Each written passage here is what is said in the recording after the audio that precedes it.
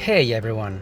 It's been a while since the last Telemetry Overlay tutorial, and the new update is currently being released, so this is a good opportunity to highlight some of the best new features of recent versions. First, let's look at some visual changes. For example, we now have a new range of drawer styles. Drawers are background shapes that you can place on the top, right, left, and bottom areas of the screen, so your gauges are better framed and stand out more. The new styles are called Bin, Wave, Pill, Card, Circles, Tab, or in this case tabs, and Bubbles. They're just a canvas, you can place gauges within them any way you like. Another subtle change is the new default font. It's a bit more sporty, and the default patterns or preset layouts have also been updated. They should look a bit cleaner and more consistent color-wise, as shown here with the car circuit preset and the cycling preset as well. But most of them have been updated to a certain extent.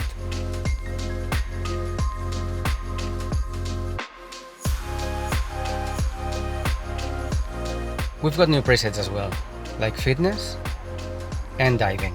And of course, you can use these as your starting point before customizing things. Moving on to more visual options, from the project section, you can now also do very basic color grading and adjust things like brightness, contrast, color temperature, warmer or colder, the related tint control, and saturation, so you could even make the video black and white. Be aware that these corrections are very approximate, so as always, for more comprehensive video editing options, export a transparent overlay and finish the job in a standard video editor. This is covered in other tutorials. Not only visuals have been updated, we also have new gauges. For example, we can now read gear data from certain cycling activity files, especially from Garmin, calculate the power to weight ratio if you have a power meter and specify your weight, and a wind, speed and direction gauge that becomes available if a compatible weather source is imported. This one is especially useful for sailing. Not all gauges are visible, we also have metadata gauges, sort of invisible gauges that you can add to your project and they have a special effect. For example, Embed Timecode will pick the date and time from your data and transfer it to the exported file. This often makes syncing multiple cameras or sources easier in a video editor. Likewise, the export GPX gauge will only take effect when you export your project. A basic GPX file that other programs can use will appear next to your exported video. For more advanced GPX extraction or other data formats, check out the sister software Telemetry Extractor. Speaking of new gauges, we've got new designs as well, both for default gauges and custom ones. Starting from the left, here you can see new styles called Arc, Glowing, Radial, Needle, and ticks.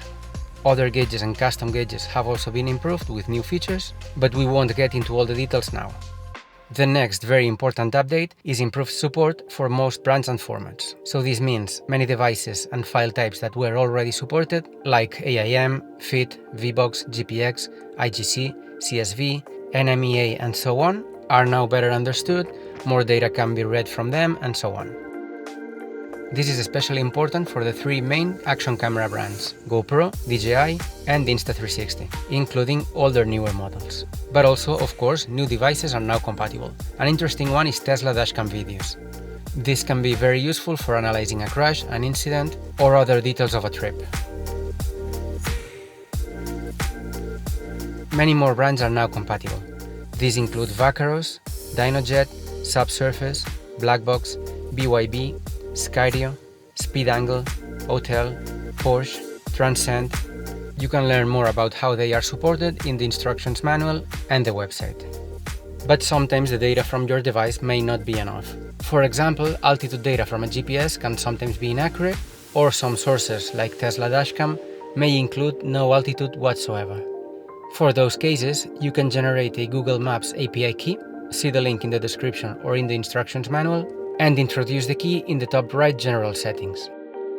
The next time you import a data source or reload an existing one, terrain altitude values will be retrieved for the recorded GPS path. Accuracy tends to be quite good, but of course this is only useful for activities that happen at ground level. never for aviation, skydiving, and so on. There's also an API to retrieve weather data like wind, temperature, humidity, and many more. But the third party that provides the data can be quite expensive and not super accurate. So there are better ways to retrieve weather data, like installing a weather data field in your Garmin tracker. Again, links for all of these are in the description and the instructions manual. As a quick note, many of the advanced settings are now nested in tabs, so you may need to search there if you're following an old tutorial. There's also been a wide range of usability improvements. A nice one is you can now move the preview to a separate window. This helps if you're using a second monitor or want to go full screen to review your video in more detail. We've always had grids for aligning gauges, but now you can also add guides manually at arbitrary locations, and optionally, when repositioning gauges, they can snap sort of magnetically to your guides and grids. When choosing gauges for your project, a new useful feature is previewing them. Choose a group of gauges or search for them, and the preview button will show you how they look. Clicking it multiple times loads different variants of the same gauge. Another long-awaited feature was undo and redo. So now if we make changes to a gauge, like its position, color, and size, we can press Ctrl-Z or Command-Z on a Mac to undo those changes, and Ctrl or Command-Shift-Z to redo them. It is important to know that this happens independently for each gauge, and for now it only affects gauges. If you want to save the current frame as a still picture, you now have the screenshot button, which will save the preview in full resolution. And finally, another usability improvement is GPU encoders have been progressively improved, and they are now more reliable and a bit faster. However, GPU encoders are still labeled as experimental because they may still fail with some resolutions, frame rates, and video types. We've also seen improvements and new options within the dynamic map gauge. First of all, we can display terrain elevation, which looks quite nice when combined with pitch. It gives a nice perspective of natural landscapes.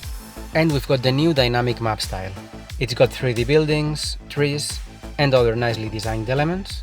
Its lighting can be changed to reflect the time of the day, like dawn, dusk, and night. And it's got selectable languages like Spanish, German, Japanese, Chinese, and many more. Be aware that this is only for the dynamic map gauge, not the GPS path. Okay, these were some of the more important recent changes, but if you want to know all the details, they're listed on the blog. There's a section with the changelog for each version. And the same applies to the sister software Telemetry Extractor. However, let's go very quickly over its most important recent changes. One of my favorite ones is extracting geo-tagged frames at a set time or distance interval, say for example one image every 10 meters or every 10 seconds. You can now create new streams by computing a value from existing streams. For example, let's select the 3 axes of an accelerometer and calculate its magnitude with math. We can now display it on a chart or extract it to a file format alongside all the other values. Of course, most of the new cameras and video formats that Telemetry Overlay now supports, Telemetry Extractor supports as well. There's also improved support for known 360 video formats, especially from GoPro, DJI, and Insta360, which means the program can do rough stitching to preview the video in 360 without the need of pre-exporting an equirectangular video first. And there have been improvements to many of the extraction file formats. Again, you can find more details on the blog. The software will keep improving over time, so keep an eye on email notifications, new videos, the blog. I hope this was useful. Feel free to ask any questions in the comments, and see you in the next one.